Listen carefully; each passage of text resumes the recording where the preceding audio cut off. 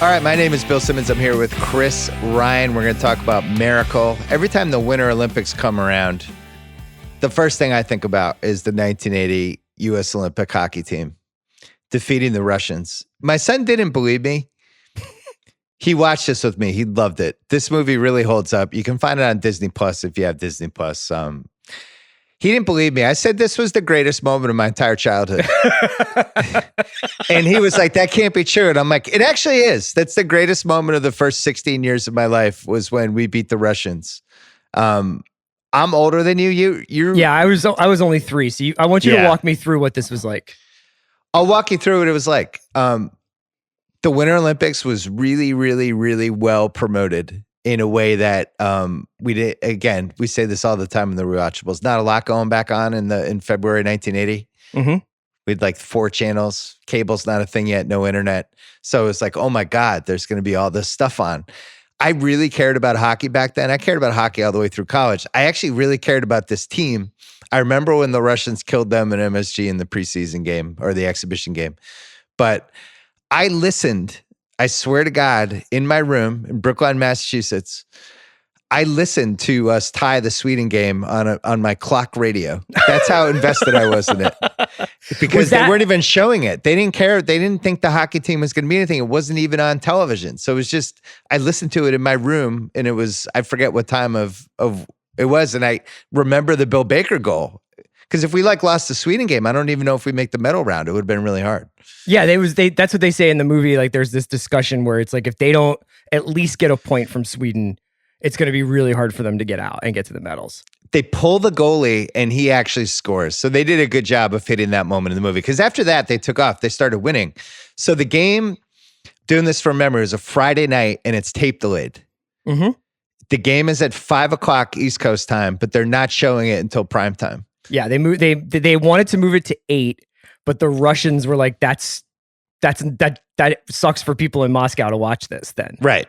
The biggest moment of my life at that point are all sports related except for when we had the blizzard, but it's all like the Yankees Red Sox playoff game. It's Pats Raiders in the playoffs. It's the 1976 finals against the NBA and it's the Bruins Canadiens every year losing to the Canadiens.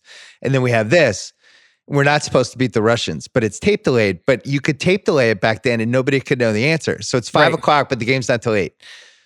My mom and I go to Star Market in Brookline and we're walking around and we're in like the frozen food aisle. And I hear somebody say, it's 2-2 after the second period.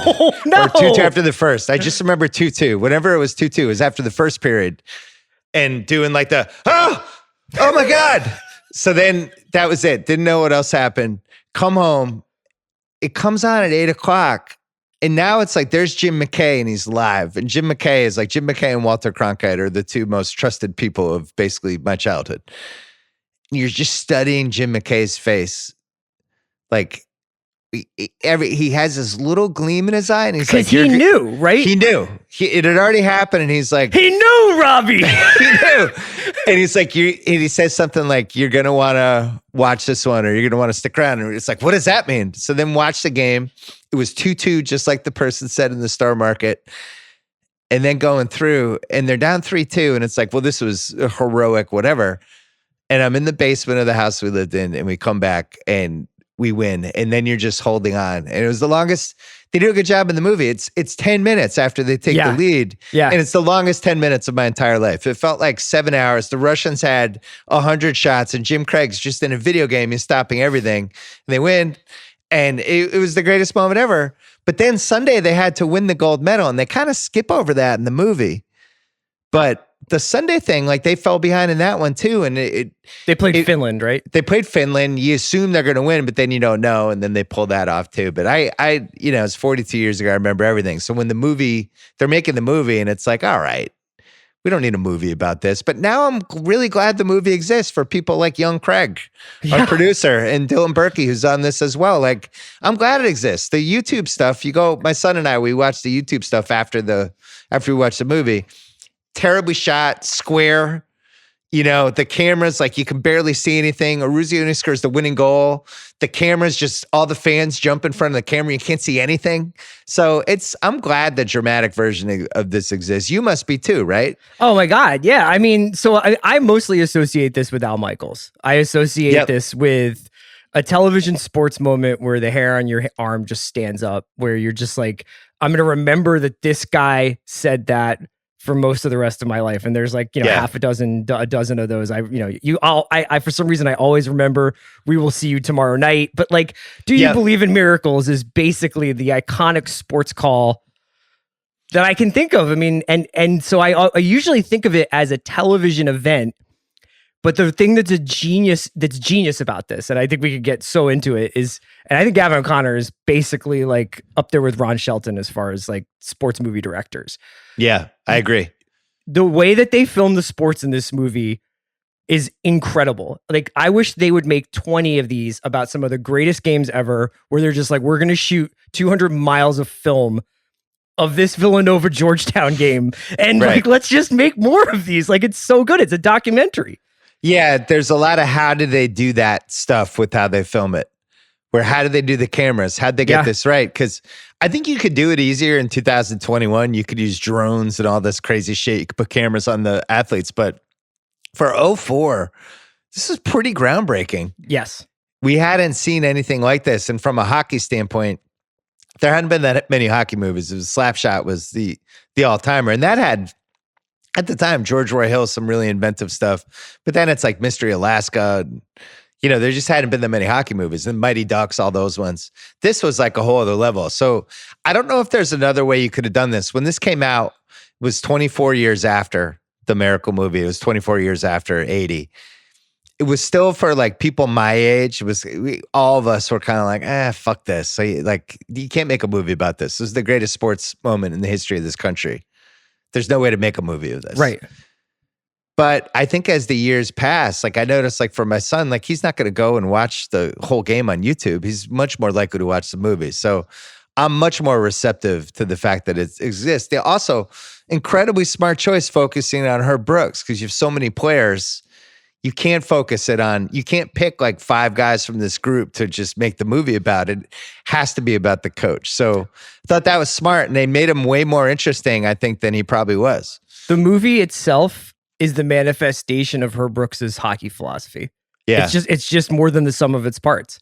Like you can barely tell the hockey players apart other than Eruzione and Jim Craig. I guess OC too. But for the most part, you're just like, that guy is, and that is he. I don't know what position he plays. Like when you're watching it, it's just right in there. It doesn't take a lot of time to like introduce you to each of these guys individually. There's only like 1 or 2 of them get backstories. It shouldn't work. You know what I mean? Like you should need to have an investment in these kids, but Russell's so gigantic in this movie. And then as the movie builds and builds and builds, you're like, oh, like this is what Herb Brooks is talking about. This is like, if like a team of all-stars couldn't beat the Russians, but a team like this could, and it's like a team of movie stars might not be able to make Miracle work because you'd be distracted by like, oh, that's Ryan Gosling or something like that. But instead, you just completely immerse yourself in this whole thing. Yeah, that was in the 80s. They would have insisted on having like Tom Cruise as Mike Eruzione and all this stuff. And they just would have done really quick close-up shots of him skating, and they would have cheated all these different ways. People cared more about hockey in 1982, which I think is an important point. Sure. And in Massachusetts, like, a few of these guys were from BU or from the area. That was the thing that I thought was really cool this time around, is all the Boston versus Minnesota stuff. Yeah, and that was a real thing. It meant so much. The Cold War context of it too, which the movie sets up in the beginning, that was a real thing. The Russians were super evil to everybody, especially like little kids like me. They ended up boycotting we ended up boycotting the Summer Olympics. They ended up boycotting ours 4 years later. And, all the Cold War movies were leading to Rocky IV, and Rocky finally ending the Cold War single-handedly. But back then it was like they were the biggest villain we had. All their players were paid. It seemed incredibly unfair that we had to send like our non-people, our non-pros, and just college kids to try to face this team that everybody agreed was the best team. We also didn't have the same kind of level of American hockey players back then that we do now. It's like way deeper of a talent pool now. So it was completely inconceivable that we could beat them, like completely. And of course, the key moment is when the idiot Soviets coach takes out Tretiak, which is still like the dumbest move anyone's ever made in any game. The all-time worst coaching decision.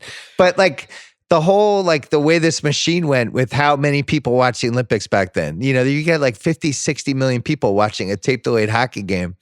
And then everything led to the Sports Illustrated cover 4 days later, which I think was only one of 2 covers ever where they didn't have any sort of any writing on the cover. Oh, there's no cover lines. Just a photo, and it becomes, I think, one of the 3 or 4 most famous sports photos ever of the team celebrating, and I think it's O'Callahan on top of one of the other guys, just with his hands up, and then this became, I used to call Michael Ruzioni America's house guest. He was always available for show up at any banquet, and these guys just dined on it for 40 plus years, and they should have.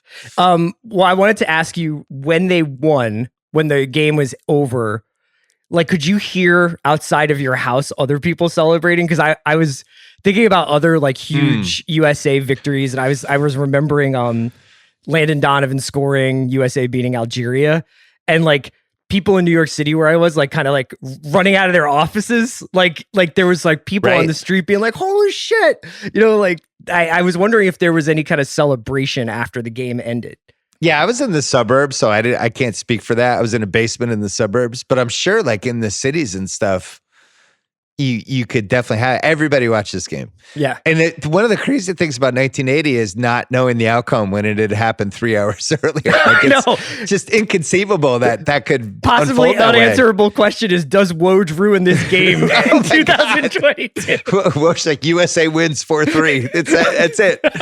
There's no surprise. It also like there's a patriotism back then that I just, you know, for a variety of reasons, I'm not sure exists in the same way in the Olympics. And I just don't think a team could galvanize the entire country this way. It was an Olympics that was in New York. You know, all of it was East Coast. So we watched all that stuff. It was like Eric Hyden, all those guys back then. But it just felt like everybody was locked in. And then this team comes out of nowhere. It will always be there. I can't imagine at any point in my life, any sports moment topping it. Not even the Red Sox beating the Yankees. Yeah, you know, I was going to ask you about the amateurism part of it, because the hockey thing seems specific where, and it's cool how they set it up, where they're saying that there's like, everybody wants to go to the NHL, then there are these independent leagues like the IHL or whatever, right? But these guys are essentially the C and D level of talent, because if they were good enough, they would have been in the NHL. Whereas like, you know, for other college sports at that time, I can't remember how long you had to be in school to get drafted in the NBA at that point. Was it junior year you could come out? No, you could come out after freshman year. It's just nobody did it. Nobody did it. So like, and then also like, you know, they were picking some pretty good college basketball players to play for Team USA. But yeah, like the element where it's all these guys are kind of like, these are the dudes the NHL didn't want, or they're still in school, but they're like, I just want to get drafted, like, or I might go play for Atlanta in like an independent league. But they put it all aside to go to, I think that's an underrated part of this, because now we just take for granted that everybody is semi-professional, as they probably should be. Yeah, Buzz Schneider was like 25 when he was on this team. There was 4 guys that I think stood out as NHL people. Like the best one was Ken Morrow, who was the best defenseman on the team, who didn't really get a story in this, but he, after this, goes to the Islanders and wins a cup with the Islanders 4 months later, which has to be the greatest year anyone's had as like a focal point of that team. They beat the Bruins that year too. Craig was a big one. Like Craig had a chance to go to the Flames. That was a real thing. Held off because of his mom. They cover that in the movie. And then when he goes to Atlanta, he's like a star. Yeah. You know, but he's a goalie. He's wearing a mask. It's like, who's going to come out to see a goalie? And then his career never really panned out, I think, the way people thought. Mark Johnson was another one that I think maybe his NHL career was a little disappointing compared to what people thought. And then Dave Silk had a good career. I think those were the best 4. There might have been one other one, but yeah, Ken Morrow, unbelievable daily double going gold medal. I understand and then Islanders cup. Yeah. Yeah. He's just carrying the cup around half-heartedly. Like, guys, I had it so much better 4 months ago. From a movie standpoint, so we have a couple things that are great here. One is Gavin O'Connor, who ends up it's him or Shelton in the finals of Best Sports Movie Director. And we catch him early with this, and he does a great job. Then Russell. And this is one of those, how many people could have done this parts? Like Costner, I think he overpowers it. I don't know if Costner 20 pounds heavier totally works. Hanks isn't old enough yet. Too soft. Yeah, I think Hanks, yeah, you're right. Hanks is almost too nice. I don't know if I could have bought him. Russell has the right kind of edge, right? Russell's perfect. Hanks is doing this in a league of their own, pretty much. You know what I mean? Yeah, and it feels like he's playing a character. He's not actually playing Russell, the person. You forget it's Russell, because I actually, like, when you think about like the best Russell performances, like whether it's the Carpenter movies, like the Escape from New York and Big Trouble in the Thing, Tombstone, Death Proof, whatever, like they're all pretty charismatic characters. Even if they're like Snake Plissken, they're still really charismatic. He just is like, Herb Brooks is a ball breaker, and like he never ever really breaks except for the Christmas Party, which I think is actually the one thing that they added, where they were like, Herb Brooks did not go to our Christmas parties. You know what I mean? But for the most part, you just completely get lost, and he is the spine of the movie. He's in almost every single scene. He is essentially like the driving force of the narrative, but also like the soul of the movie. And in a lot of ways, like, I sometimes wonder whether or not the reason why Miracle, do you think it's considered one of the best sports movies ever made?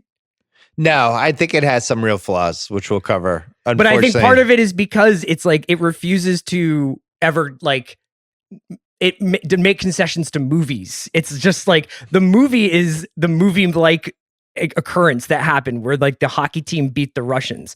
They don't do anything else. They try with Patricia Clarkson and stuff where it's like, yeah, let's have a sweet side to this movie. Let's have a personal side to this movie. And they don't really pull it off. But Russell's just incredible. All the hockey stuff, all the halftime speeches or the pregame speeches is just amazing. Well, he came on my podcast 4.5 years ago, and we're going to play a little clip here of Russell and I talking about how he felt about it. Because I think this movie meant a lot to him, but he thought the script was mediocre and they had to work with that. So we'll play that right now. Craig, I'll send you the timestamps for that. Coming back. So he came to do the podcast. It was one of my favorite ones ever. Our office is in LA. It's in Hollywood in the Sunset Gower Studios. And we would have, these celebrities would come, and they always would have like between 1 and 3 PR handlers, right? When they come, they're always with people. Russell comes, it's like 10 o'clock in the morning. He's wearing like a leather jacket. He's by himself. He looks like Kurt Russell. He stinks of Marlboro Reds. He's smoking cigs. It's just great. Like, he puts his like keys and his Marlboro Reds on my table as he comes in. He's like, hey, I'm Kurt Russell. And it was just like a movie star. Yeah. And was just so cool. We talked about all the movies he made, all the choices he made. And it was, I haven't listened in a while, but it was stuff like me going through his IMDb and going, so what happened these 4 years where you didn't make any movies after Miracle? And he's like, I just got into wine. That was like a whole wine thing. But he was so cool talking about all the Carpenter and stuff. But it was so clear that he had such obvious affection for this particular movie because he loses himself in a character, which isn't, you always feel like it's Kurt Russell in a movie. This time you didn't. I felt like he lost himself in the Herb Brooks thing. I also wonder, Wyatt, his son, who's a hell of an actor, played hockey, and like, I wonder whether or not he must have been in youth hockey at this time. Yeah, he tells a story on my pod about how he met Herb Brooks because Herb Brooks was recruiting his son for whatever thing he had, and that's how they met. And they were talking about how they were doing this movie, and he asked. At that point, him and O'Connor couldn't really get the script together in the way he was happy with, and they asked him what that year was like, and Herb Brooks said, "Lonely," and him and O'Connor looked at each other, and that was when they realized, oh, this is what we have to do. This guy's obsession to try to make this team work. And then an incredible real life backstory of he's the last cut in the 1960 team, which is why that Ralph Cox scene is so important. Yeah.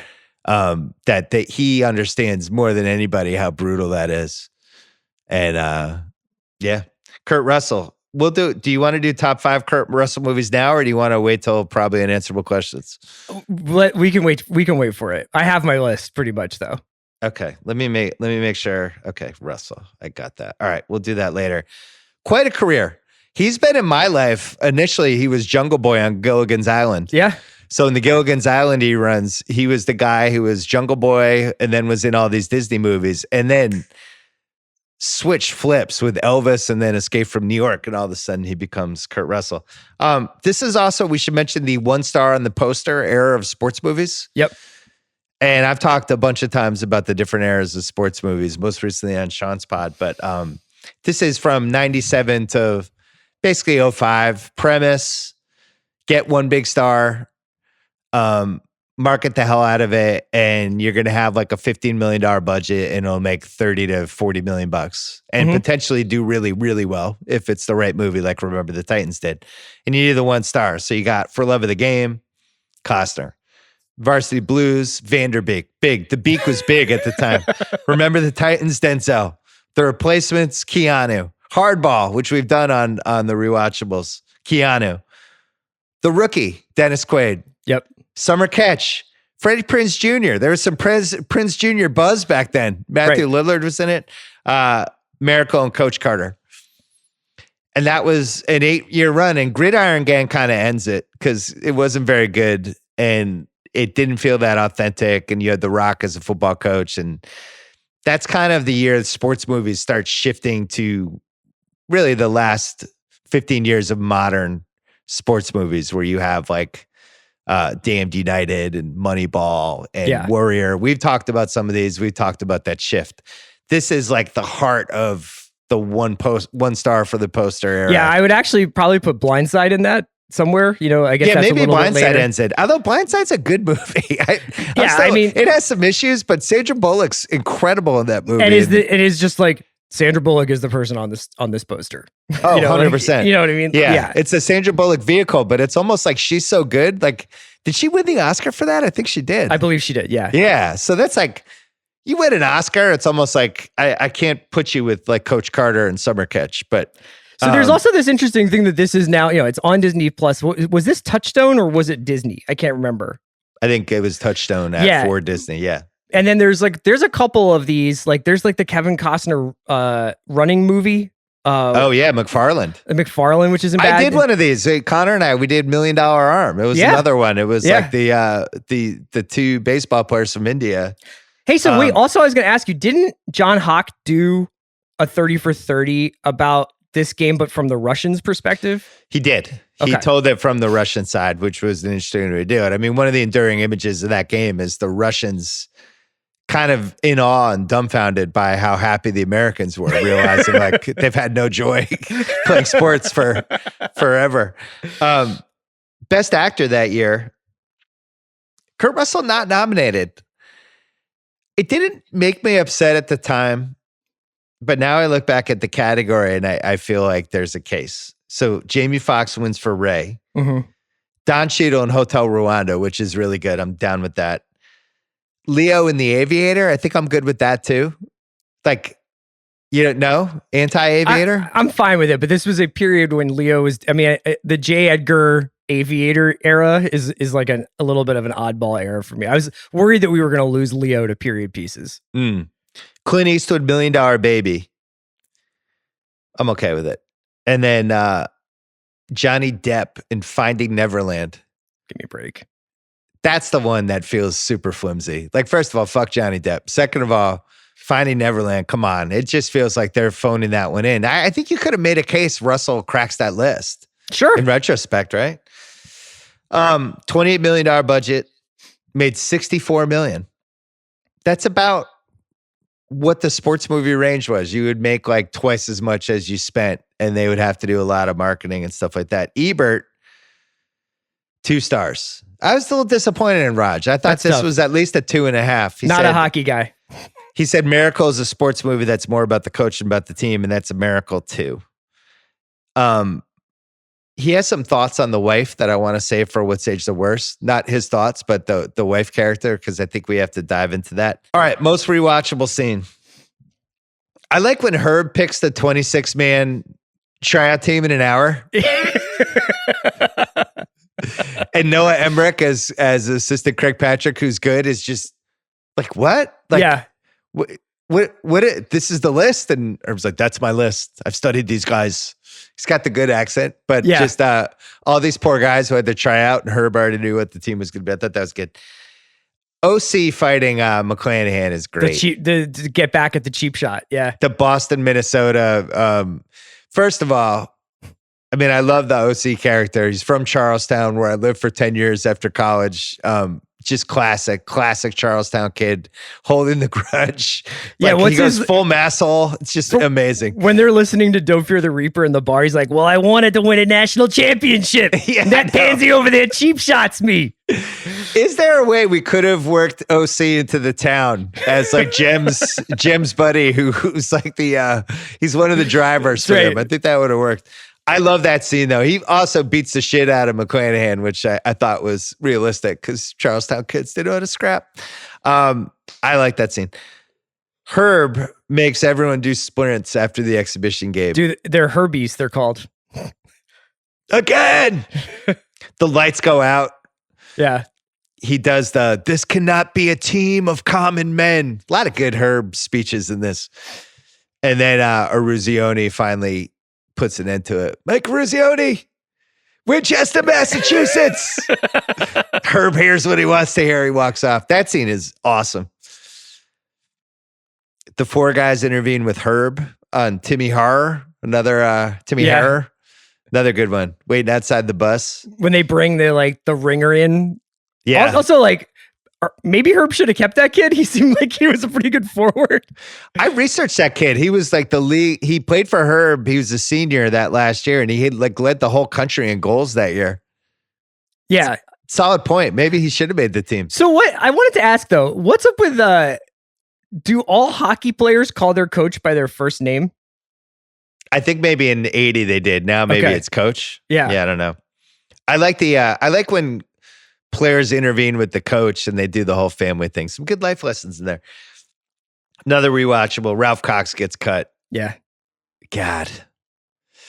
And in a weird way, he becomes one of the most famous trivia question answers for sports that we've ever had, right? It's the Ralph Cox situation.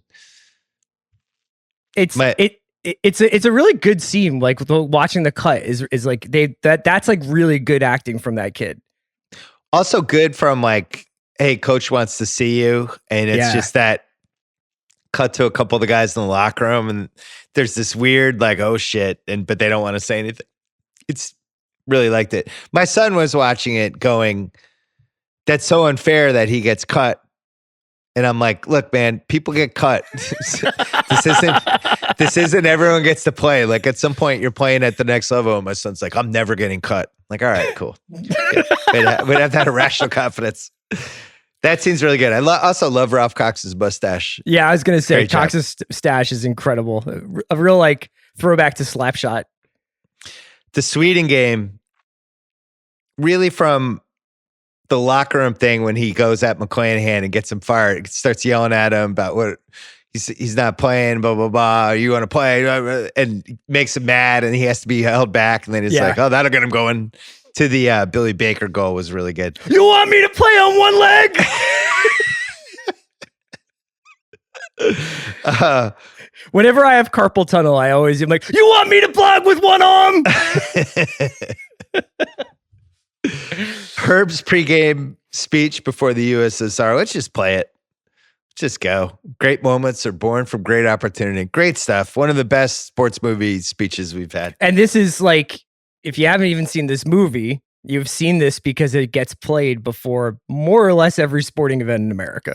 Big Jumbotron thing. It's funny because my son and I, now we're banging through all the sports movies. We watch Rudy, and the Dan Devine character has a good one too, where he goes, this is our house. Nobody comes into our house. And that, how many times has that been on a Jumbotron over the years? Well, this one was great. This is your time. Now go out there and take it. Okay, Herb. I mean, I don't even know how to split this up from a rewatchable standpoint, but her before the third period, there's this little, it's a weird moment where it goes from the second period to the third period and we're not in the locker room with them. I wonder if O'Connor would fix if he had to do it over again. It's a little clumsy, but it does lead to the start of the third period when he pulls everybody in and he does the listen to him. And the whole crowd's going nuts, and that seems really good. Then the whole third period is fantastic.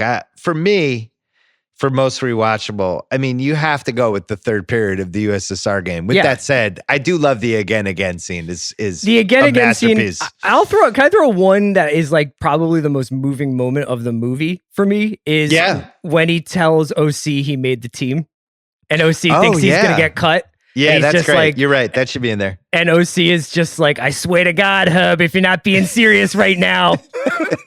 I'm on the phone with Jem right now. We're going to rob a bank.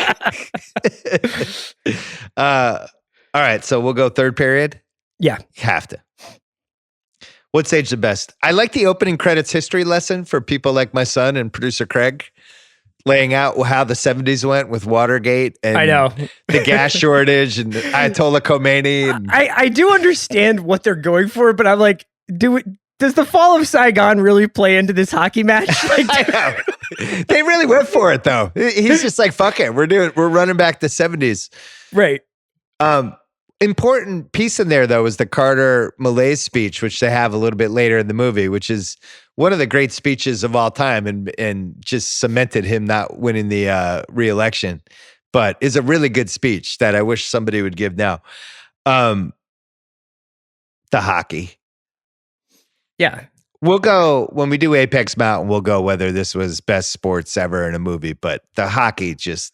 So it's worth mentioning, they pick hockey players instead of actors. They figured which is another what's age the best. It's easier to teach hockey players to act than it is to teach actors how to play hockey. And the verisimilitude or whatever you want to say, like you are so, you believe so deeply that you are watching these guys really do this. It's wild. And the best thing is the goalie, who's the one guy who didn't necessarily have to be an A-lister hockey player, who they get more of an actor for, but you could just throw a mask on them and get a stunt double. So they had Bill Ranford, who was a goalie for a long time for Edmonton. He played for the Bruins. And he's basically Jim Craig, but you would never know because he's got all the equipment on. So that was the one place you could cheat, but you could cheat totally organically. Yeah. The hockey's awesome. They did such a nice job. And look, I'm not always it has to be as realistic as possible guy. You know, Teen Wolf, I like having Chubby in Teen Wolf. I like having 5'2" Michael J. Fox. Like, it has its place. Stallone as an arm wrestler. Like, but for this, I think it really helped. I think there's certain movies where it helps. It's the era. So I was thinking about this. Like, if you were going to do a movie now about the NFL, you'd be hard pressed to make it look better than Sunday Night Football. You know what I mean? Like, you'd be hard pressed to make it look better than it does on a big screen television on any given Sunday night. Yeah. But from this era, where they basically had one camera, and it was not great, and there's not really a lot of close-ups, and there's no sound that's good. Like, we should be mining this 1975 to like 1988 era of like, make lots of sports movies about the greatest moments of this time, because you could shoot it in a way that like completely brings it to life in a different way. If, like you're saying, you guys were watching the YouTubes after this movie, it's like night and day. It's like after you see Miracle, it's like you can't really watch the highlights unless you just want to hear Michaels. But the best part about this movie, and what I was going to say age the best, is having Al Michaels redo all his audio, so that you basically get the third act of this movie narrated by Al Michaels. It's an incredible, I had that on there as well. It's an incredible wrinkle for this movie. And he's talked about it. I remember doing podcasts with him where he was so delighted to be involved again. Obviously, it was the greatest moment of his career. And it's funny, they have to go back to his real call from the last 10 seconds. And his voice is just higher and more excited. It's not like the voice that he eventually settled into. So it's noticeable, but at the same time, they had to do that. He wasn't going to recreate his Do You Believe in Miracles? Plus, you can't recreate Ken Dryden trying to interrupt him as he's doing it. Ken Dryden's like, this is unbelievable. It's like, Ken, turn his mic off. Let Al have this. Underrated part was Al Michaels' intro to the game. I thought it was like, if I had seen that, I would have been like, holy shit, history is about to happen, where it's just like, I don't have to tell you politically what this means or like on a national level what this means. This is just two teams on a sheet of frozen ice in Lake Placid. And I was like, fuck yes, let's go. It was so, honestly, I remember that whole night. And I don't remember things that happened to me 3 years ago, but the fucking staring at Jim McKay's face, Michael's with the intro, how long it seemed like between periods where you're just like, I know this is tape delayed. Just get to the third period. But they're like, no, let's go show some other events. Let's pretend like Brooks is in the back room, like tweaking this a little bit. Yeah. But you could really do this until probably like 2000. They were even doing this in 96, where they were just pretending you had no idea what happened. I had in What's Age the Best, but we just covered in Rewatchables the decision to let OC play in the Olympics. Not only a great scene, but a really good job by Herb Brooks. He only had 20 spots. He knew how important OC was for the personality of the team, for the toughness of them, and he knew he needed him on the team. But I think most coaches probably cut him. It's kind of crazy. It was only 20 spots because you think like that's you have two goalies. You have 5 defensemen, maybe 6, and then 4 lines of forwards, and that's it. And especially since he was basically playing like Nolan Richardson, 48 minutes of hell, you know what I mean? Right. And constantly rotating lines. Like, yeah. I had that as a What's Age the Best too, the Russians back then. Hockey was so different back then. I actually loved it more back then because you could have like the Wayne Cashman, Dave Schultz type kind of bruiser, slow skater guys. And every team had like a couple guys, like ours was Rick Middleton. These just incredibly fluid skater, playmaker guys that, they were mostly European. We didn't have the Russians really back then, but they were always like, the Stastny brothers were on Quebec and things like that. And they just kind of moved differently. And when you watch this Russian team, it really did seem like they were playing a bigger sport, a different sport. It was like if we played the Olympics and it was a team that just was making half-court threes like routinely, and you'd be like, what is this? What's happening? That was what it was like to watch the Russians, the way they use space. Now that's what hockey looks like. Right. But it's really cool how he's like, I want to create a hybrid of the Russian and Canadian styles. Yeah. And everybody always sits back and lets Russia attack them, and they try to shell up and play counter. He's like, I want to go right at them. And that's like that happens a lot in soccer, where there's like basically like people will be like, well, we'll just let Barcelona have the ball for 99% of this game and hope we get like a lucky goal. But yeah.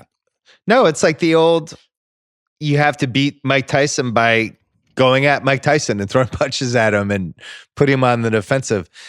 It's with that. I mean, the Canadians were like that too in a lot of ways, because they were always like at a speed, just that like Guy Lafleur, people like that. They just had a speed that just felt different, and the tendency was just to pack in and try to counterpunch, and it was never a good idea.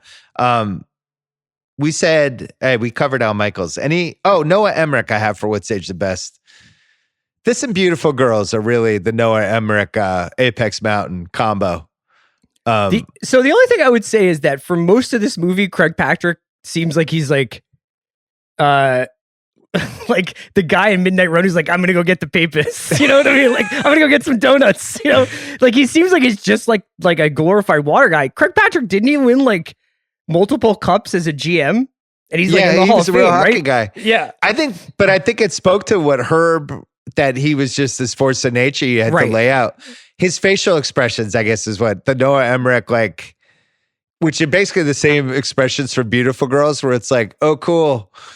Tim Hutton's going to play the piano for us. And oh my God, he's playing Neil Diamond. It's like the same look he has when Herb's he does do one thing at the end of the game, right? Where he puts a guy on.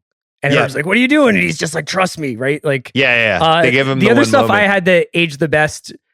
I mean, I had a couple of lines, but I could save that for best quote. I thought the BUM stuff was awesome. Yeah. And my favorite little moment is when they're getting towards the end of the game in the third period, and Herb Brooks goes, he doesn't know what to do. Yeah. That was great. Yeah, because he didn't pull the goalie. What's age the worst? Herb Brooks died before the movie came out. He never saw it. He died in a car accident. That's why in the credits they say how he never saw it. He lived it. But such a bummer, like such a random stroke of bad luck that he didn't get to not only not see the movie, but the outpouring of when they released the movie and that whole thing.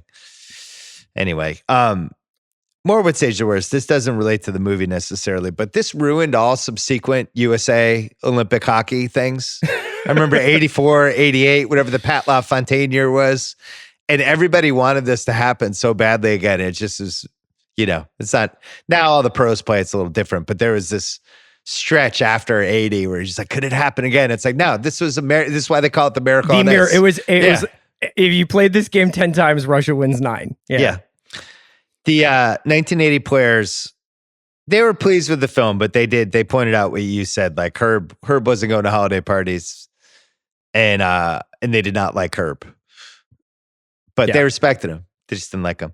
All right. So the wife, this is a sports movie trope, right? And I've written about it a bunch of times back when my fingers worked about the wet blanket wives in sports movies. It's their way to pull an actress into a movie that they just know they need a female, but they have nothing to do for her. This is one of the worst examples ever.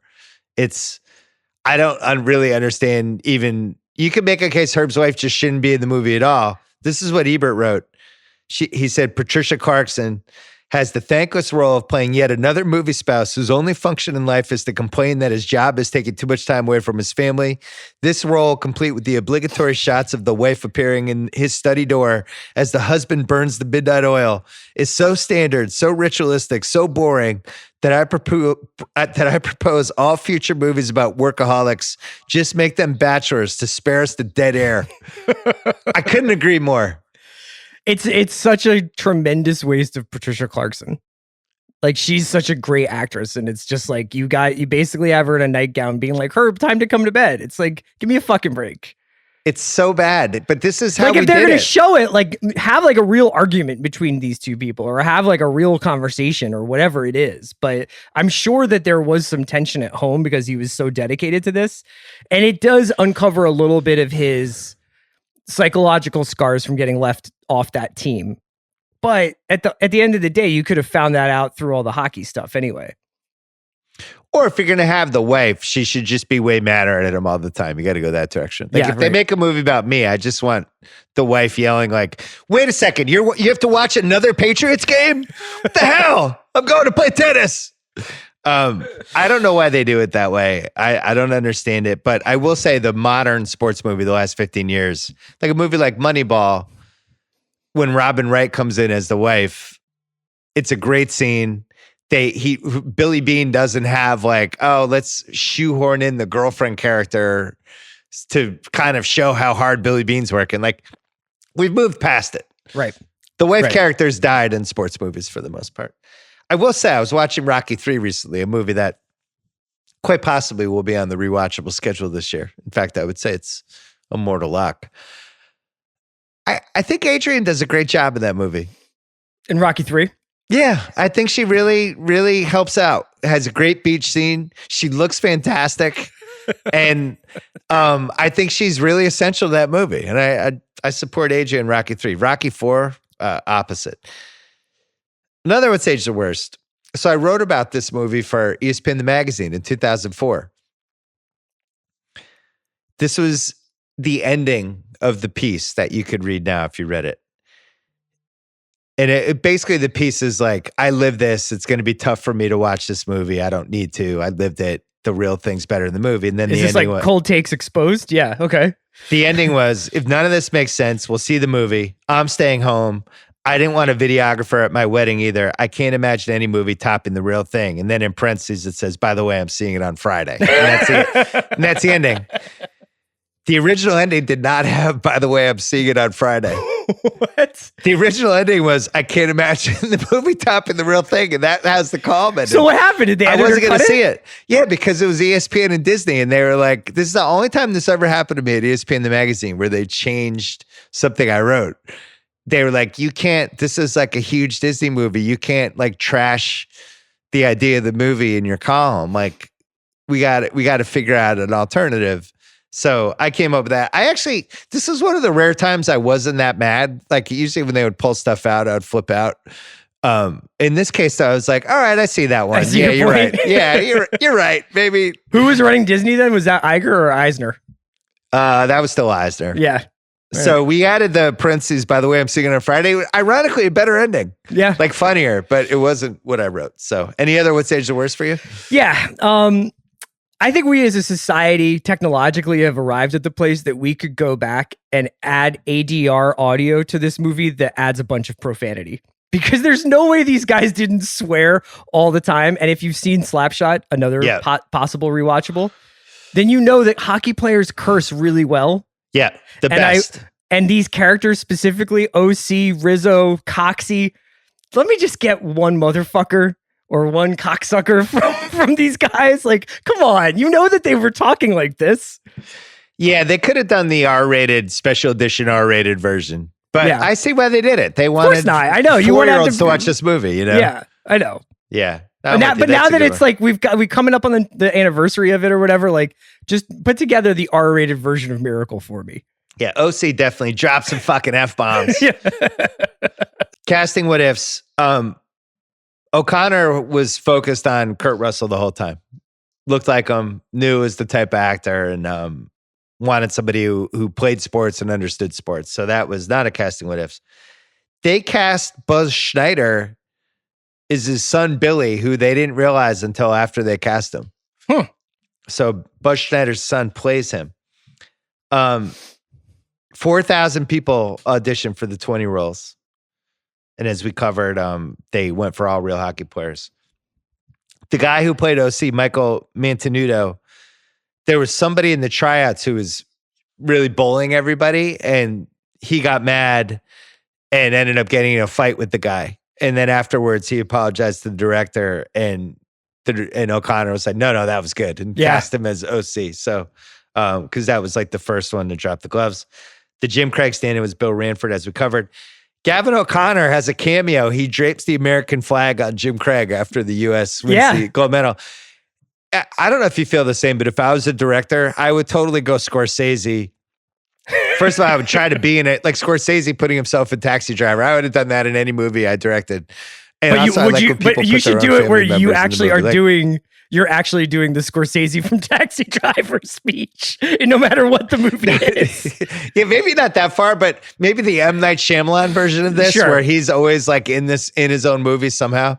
But I always liked when Scorsese did that.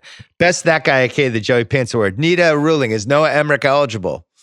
I think he's in too much of it. He is. No, this is just for best that guy. Is Noah Emmerich that guy, or is it Noah Emmerich? He's Noah Emmerich. Okay, good. Yeah, I agree with you because he's Truman Show. Like he's done a lot of good stuff.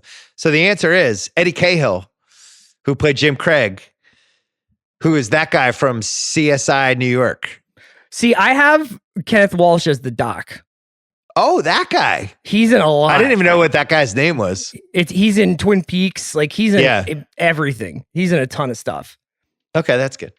I also think Sean McCann, who plays Walter, who's like the guy who gets Herb the job and shows up to a couple of the he's one of those practices. guys. Yeah, he taps a Ruzioni before the gold medal game. That's a good one. Vincent Hanna, Give Me All You Got award for dialing it up. It could be worst acting. It could be dialing up too far. The Again.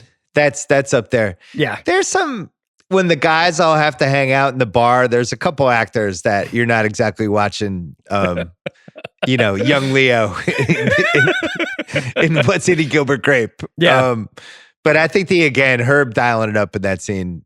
Russell has a couple of moments where he takes it to 11, for sure. He dials it up. Jed Nelson Award for somebody who's a different movie. Clearly the wife. The Patricia Clarkson, I'm Not Getting Enough at Sex Home indie movie directed by, who's our guy who hasn't made a movie in 10 years? Whit Stillman? No, the guy who hasn't made it, the guy who hasn't directed a movie in like 16 years. The guy who did like the Kate Winslet movie in 2006, that weird Kate Winslet movie with Patrick Wilson, Little Children. Oh, Todd Field, yeah. Todd Field, yeah. The Todd Field movie of Herb Brooks' wife. And her I would watch that. That would be amazing. That would be great. She starts having an affair with somebody in Minnesota. Recasting couch. I don't know. Let me give you the class of this like 04 era. Yeah. Let me tell you if you would add any of these guys to the roster or replace them. All right. Yeah. Josh Hartnett, little old. Oh, you're talking about real actors. Yeah. Oh, for real actors, get Gosling in here. He could have played somebody. I He think would have learned how to skate too. Yeah. Paul Dano, Josh Hartnett. Paul Dano. No, I'm serious. Ryan Gosling. And then the two Rigginses, Taylor Kitsch and Garrett Hedlund. Oh, Taylor Kitsch should have been in this. That's a good one because he probably could skate, right? He's from Canada. He was a fucking basically a professional hockey player. Yeah. Oh, he should have been in this. So who would you add Taylor Kitsch play? I mean, if you have Taylor Kitsch play OC, no, I like OC. I would then you could make Taylor Kitsch be maybe he's McClanahan. Yeah, McClanahan. Yeah. Although I did like McClanahan. You want me to skate on one leg? Fuck you, Herb. Half-assed internet research. Russell took a pay cut so the 800 to 1,000 extras used as the fans of the hockey game could enjoy a full hot meal instead of a brown bag lunch. Kurt Russell, great guy. Kurt Russell, right-handed, uses left hand in the movie. Herb Brooks was a lefty. The game was filmed in Vancouver, the Soviets game, at the PNE Agrodome, which also featured the Rocky Drago fight in 1985 for Rocky IV. I mean, I would call that the Cold War Mecca. It's the Madison Square of Cold War sports movies. So that happened. Dream On, which I should have mentioned in What Stage the Best. I had it here. I forgot to put in What Stage the Best. I just Dream On in any sports movie is great. It's a great use of Dream On in the closing credits. Other things Dream On has been in: a live orchestrated version of The Last Action Hero, The Virgin Suicides, episode 49 of Cold Case, and Glee. Do you like that episode of Cold Case? Don't remember it.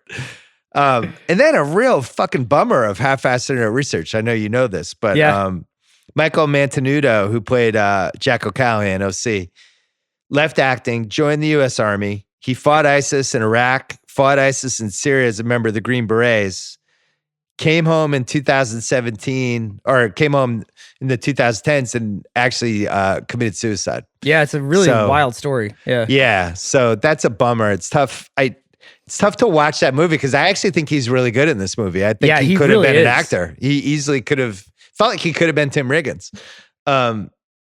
So anyway, that was a bummer. Apex Mountain, Kurt Russell. Oh, I have one more piece of half-assed internet research. Go.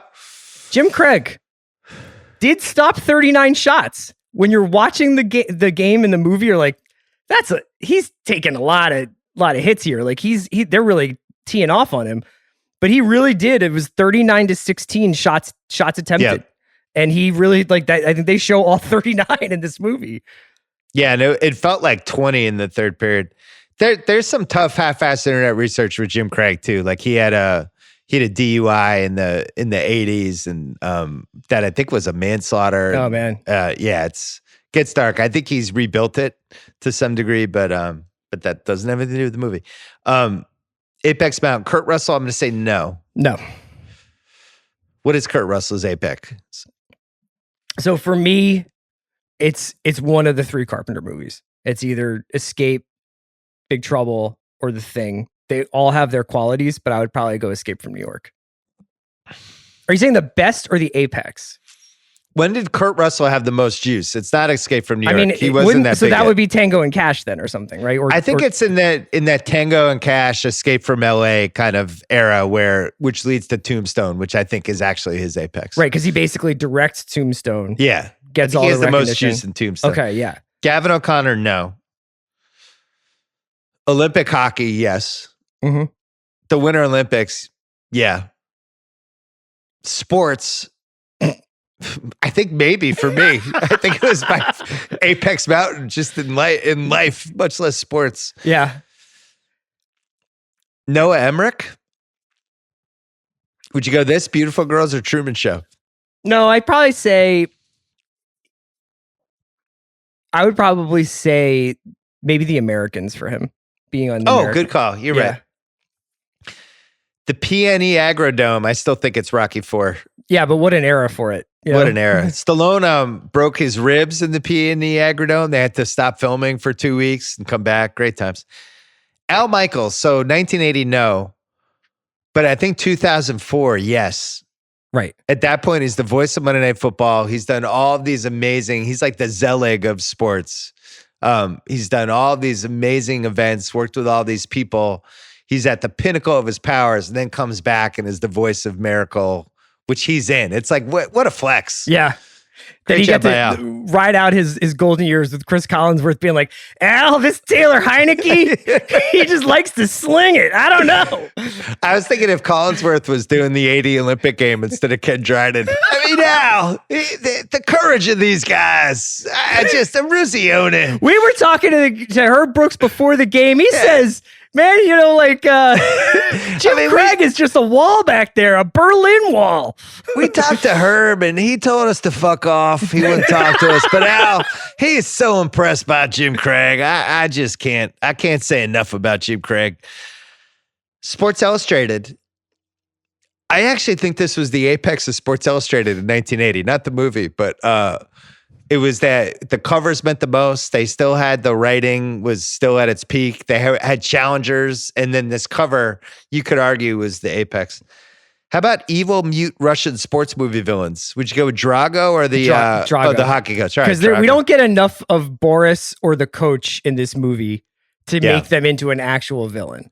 Yeah. At the same time, oh shit, I skipped Dion Waiters' award. Oh, this is pretty easy. Because I had the Russian coach there. Yeah, my bad. All right, so going. Craig, should we funnel it back in? All right, picking up. Yeah, the Russian coach, which I forgot to do Dion Waiters' award, so let's do it now. I had for Dion Waiters OC or the Russian coach, because he has no lines in the movie, but has a great combination Russian coach Brezhnev. I was going to say he has three expressions. Can we nominate his eyebrows for Dion Waiters? Everything. He's got that kind of, he's evil at one point, but then he's confused, and then he's angry, and then at the end with Herb Brooks, he's kind of has the eye impress. Great job for somebody. Would you say? Can I ask though? Would Al Michaels count as Dion Waiters?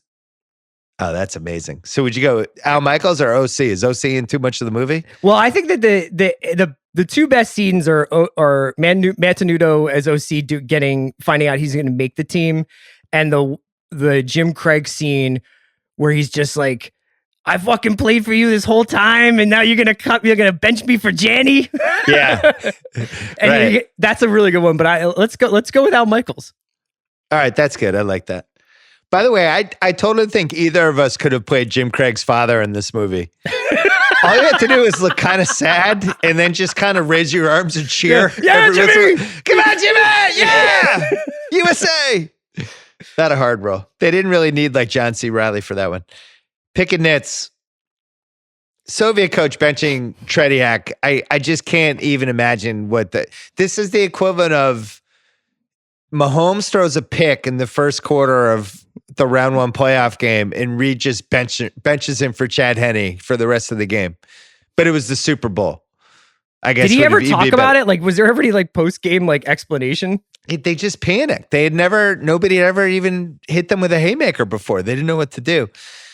I have a small picking nit with the Lake Placid crowd, which is such a big character in the game itself, especially if you go and you watch on YouTube.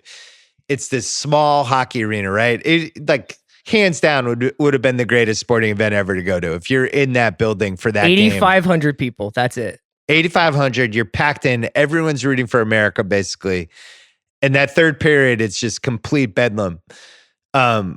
Because they only had the 800 to 1,000 extras. It's a lot of close-up shots, or you could tell the extras are all shoehorned into one side of the crowd. There's also a couple of extras who were my outfit is from 2004. Right, seriously. So I don't think it captured the scale of that game, the wide shot of which I think if they did this movie now, they would have said just fuck it and filled it with 9,000 One of my favorite extras. parts about it is when speaking for inflation, it's Al Michaels is the most expensive face value ticket is $67, and that's going for up to 3 times outside the building. And I'm like, wow. Right. Picking nits. I don't know if this is a pick and nits, but did they skip over the Finland game? Because I still feel like a Ruzioni calling everyone on the podium. That whole thing, I would have milked that for Dude, like there's an also extra like 30 what seconds. Brooks said to them at halftime or between periods when they're down, and he goes, "If you lose this, you will take this to your fucking graves," which is like almost as good as his speech. Look, the movie's 2 hours and 17 minutes, which is too long. This is, I mean, and this is a lot of the Disney sports movies are just too long. This is the way they do it. They're always 20 minutes too long. If you're gonna cut the Finland stuff and the Herb Brooks, you're gonna take this to your fucking grave, and you're just gonna cut stuff out for a time. You can't have another game after the Russia game, though. Well, I was gonna say cut out the wife over cutting out that stuff. But yeah, I think it's the right move to end with the Russia game because that's the emotional apex of the movie. But the Finland thing was like a kind of a thing. It's almost like it was like a little mini sequel. Maybe they could have done like a extra cut or something. Any other pick and nits? We covered everything else, right? No, I think we got everything else. Could this be remade as a 10-episode Netflix show is the next category. I was against it, but then the more like we see, especially like this Lakers HBO show, and I think it could be remade. I don't think we need it. I don't think there's any reason to do it, but I think you could remake it. I just hope they don't. Yeah, I think that you could do a couple of different things. One, you could do combo like the Hawk documentary with Miracle and basically tell like a cross-cutting between the Russians and the Americans. You could do what happens to these guys like the next day, you know, and kind of like more the come down from a moment like this. But I don't know. So you start with the Russia game. Yeah.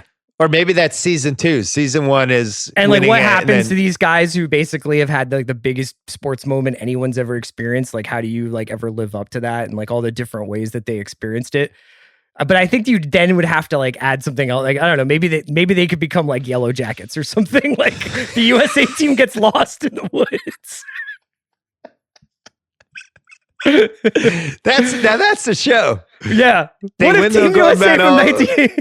They crash in Minnesota. Then they have to eat each other. Unanswerable questions. You guys are good levels. The Ralph Cox sequel, I think I would have watched. Coxie, yeah.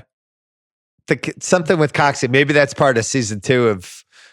Well, maybe it's they crash in the plane, and maybe it's Ralph Cox who becomes super successful. He didn't make it. Now his story's different. All right, Russell, where does this rank on the Kurt Russell pantheon for you? I have 6 or 7, maybe 5. I have Escape from New York 1. I have The Thing 2. I have Tombstone 3. I fucking love Tango and Cash, but there might be something wrong with me. I'm not going to defend it, but I would have that 4. And I think Miracle's 5 for me. I don't love Big Trouble in Little China as much as you. Yeah, I love him in that. A couple of other ones that we didn't mention is he's really, really good in Silkwood. Yeah. Yeah. And he's great in the Tarantino stuff later with Death Proof and Hateful Eight. I think that was one of the hardest I've ever made you laugh over the years. It was something about something had happened, and I was like, I went home and I took a Silkwood shower. And we were just fucking slaughtered you. It was like after like a 7 a.m. night in New Orleans or something. I was like, went home and took the Silkwood shower. I have a possibly unanswerable question. Yeah. Is this the greatest motivational speech in sports movie history? You know, I forgot to put that in Apex Mountain. I'm sorry. Sports movie speeches. I think it's in the top 3. I think it's this. I think it's Friday Night Lights. The Forever starts like right now, or Forever's right like about to happen, and it's Al Pacino in Any Given Sunday. I'd have Pacino 1. The Chef in Vision Quest has to be mentioned. Oh yeah. It's so fucking good. Tells the whole story about Pele, and he scores the bicycle kick, and all these fans are going nuts, and he's just sitting there, starts crying, and then says, anyway, that's why I'm coming to your match today. And then Loudon that's incredible. I'm sure there's some other ones. Do you like the Friday Night Lights one? Yeah, that's a good one. I still feel like the Pacino is the apex though. The Pacino's really great. There's some bad ones. Yeah. There's some good bad ones, like Vanderbeek at halftime of the last Varsity Blues game is great. The funny thing, the through line through almost all of them is the entire movie, the coach is like, nothing matters more than winning. And then they get to this big crucial moment and he's just like, look, as long as you play your game, I'll always love you. That's what fucking Hackman says to the Hoosiers. When he's just like, you know what? Like, if you guys go out there and practice the fundamentals, then you'll be winners in my eyes. Right. I'm like, then why were you such an asshole for the last 6 months? No, just finish Apex and then go to Dion Waiters. What piece of memorabilia would you want from this movie? Herb's plaid pants.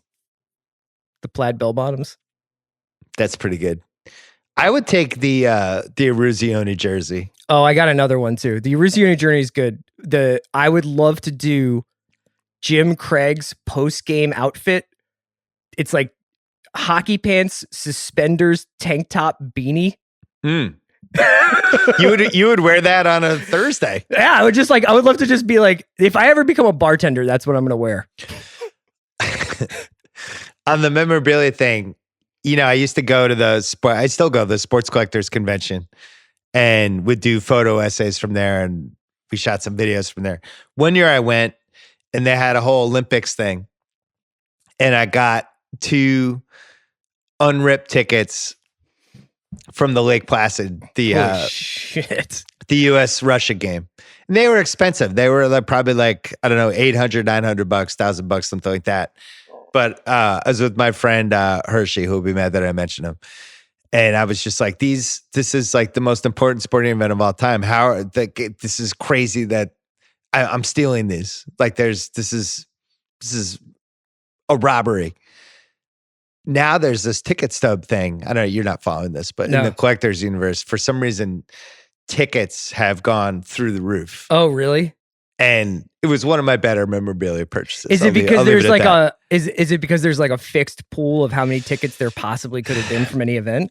I think people are just getting bored, and with the card market has been so flammable left and right, the tickets seem like a safer way to kind of gravitate to because they're so much harder to find. So like Super Bowl tickets are way up, but a lot of first game stuff, a lot of like, LeBron's first finals game or shit like that. Jordan's 1998 finals, Jordan last finals ticket, stuff like that. So anyway, the Olympics tickets, that's a good one. So the jersey though, there was a moment where the jersey stuff was really high for this team, but I think it's coming down, like the autograph photos with everybody and stuff like that. But I actually think it's a lot easier to get that stuff because, you can't really wear a hockey jersey casually. Like it's a real commitment. You can't. You're really that guy if you show up at a restaurant wearing a hockey jersey. The biggest kind of mistake they made with this stuff was the t-shirt jerseys that they have for football, not having like the t-shirt long sleeve hockey jerseys that aren't actual jerseys. Jerseys they're sweaty, they're heavy. Like if you're in California, there's no chance. You're not wearing them. Right. Who won the movie? Kurt Russell. Yeah, this is the answer. This is not a debate. It's the answer. Yeah. Producer Craig. Yeah. You want to give us your take? Because you weren't alive for The Miracle on Ice and you were barely alive when this movie was made. I was 10. Yeah. Did you see it when you were a kid? Yeah. I've seen it a couple times. I hadn't seen it in a while, though. Can you imagine if I was just like, I didn't like it? I'd be like un-American. The thing is that I think one thing we've really learned over the course of this podcast is that the floor for sports movies is really high. It's like beer and peanut butter. It's like really hard to fuck this up. And when you've got a story that's good. Yeah. I would say this is really up there for me for sports movies. I remember the Titans is still my favorite. Will Patton doing the "We will blitz all night" is probably I'll run through a wall for that speech. Yeah, but this movie's amazing. I think the filming aspect of it is unbelievable. Like all the hits, like the real hits, like these guys are drilling each other into the wall.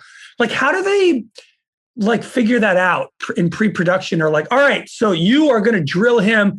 You're going to, skate down the sideline here, get drilled into the wall. Like, I just don't really get how that works. I don't either. It's happened in football too. It was really Like hockey is so fluid, and they need to kind of match what actually happened in the real game with what they're filming. And they only take a couple of liberties. Like there's a slashing penalty that was actually just like a poking thing, but that's about it. Everything else is pretty much what happened. I don't get how they do it. Yeah, it's really impressive. It flipped in the late 90s. Maybe it flipped with The Program was the first time where they just had the guys beating the shit out of each other and they just filmed it. And then it just became a thing. But I know they put more thought into it than it seems like. Where it's almost like professional wrestling, where they plan out the spot ahead of time, and then when it happens, it looks probably worse than it is for the actors. Also, I have one more note to add. I've been meaning to tell you guys this: the Joey Pants Award. So there needs to be like a younger person version of it. Every single person that you guys bring up, and you go, Noah Emmerich, see that guy, and you guys go, no, he's Noah Emmerich. Pretty much 96% of the people that you guys pick, to me and everybody in their 20s, teens, 30s, it's that guy. Yeah, so maybe we should do generational gap that guy. Yeah. You're like, no, that's Noah Emmerich. Like I could ask anybody I know in their 20s. Not a single person is going, that's Noah Emmerich. Yeah, that's a really fair point, Greg. The other thing, I was talking to my son about this because my wife did the thing where she's like, it's your fault Ben hasn't watched Miracle yet. And I'm like, it's not my fault. I can never get him to watch sports movies because he has so many more interesting things to do. I was thinking about my generation, and I think Chris's too. Sports movies were so incredibly important as in the pop culture universe, as like currency, as things we watched over and over again and talked about. And like when I started writing my column even in the late 90s for my old website, sports movies became a huge part of the column right all the way through page 2 because we would watch these movies like 20, 25 times, not Miracle, but some of the older ones. And I don't know, like, Craig, does your generation watch sports movies like that? Because I feel like it probably doesn't. Well, there aren't any now. So no now. But I'm saying like the older ones. I think I was the last group because growing up, I did do like Sandlot and like we watched like Major League and like Remember the Titans. And we did do all that. But like Ben, I don't know. I don't know. I mean, like, that's the thing is like, I was going to ask you before we left what you would make a miracle, like another miracle about. Like, obviously you'll never have a moment that's this galvanizing, but like, is there anything, a sporting event that you were like, this would look amazing if we shot this like on 35 millimeter cameras or whatever with a really good director, a really good actor as the coach. Like, I think it would be cool. I was trying to think of like, what about Big Dick Nick, the story of the Eagles? Dude, from Disney, Big Dick Nick. I actually think you could do a really good sports movie about the 4 Red Sox-Yankee games because of the characters in the Red Sox. Because you really have, like, it would actually be funny to see, like, who's playing David Ortiz, Manny Ramirez, Kevin Millar. And I think baseball, if you got real baseball guys, football's probably the easiest, though, if you're trying to cheat with like what we like from Miracle because you could just put pads and you could cheat with the actors. Right. I think that the Nova Georgetown game would be really interesting, maybe even more as like a mini series than it would be as a movie, just because of all the stuff that was happening around that. And also just the fact that Nova basically was perfect in that game. Like you had to play perfectly to beat Georgetown. I'm trying to think of like, you're going to get your wish with this, with the Lakers series on HBO. Right. Because this is, but also all the cocaine and everything. Yeah. Right. Yeah. No, but they go for it with the basketball. Like this is not like glossing over. Yeah. I feel like it's so funny, like watching these sports movies with my son now, because he's like, these are great. Why haven't we watched these? And it was like, I've been trying to get you to watch these since you were like 4 years old and you wanted no part of it because freaking Max and Ruby was on and then TikTok or whatever. But yeah, these still, like, Rudy's 30 years old. Rudy still works. Yeah. Slapshot is still good. Rocky 3 is like still unassailably good. Does he like Hoosiers? Oh yeah. All of them are really, like, you go to the top echelon and then the ones like The Replacements and Hardball, like that from that era, all those are really watchable. Varsity Blues, I think they all still hold up. Really good stuff. All right. Well, we'll call it a day on that. We have a big movie coming next week. Won't say what. It's a big one. It's from the A-list movies list that people text us about and DM us about and tweet us about and say, like, how have you not done this movie yet? Well, we're doing one of those, so everybody can hold off. Settle down. This podcast was produced by Craig Horlbeck. Again, Craig! Again! We'll see you next week.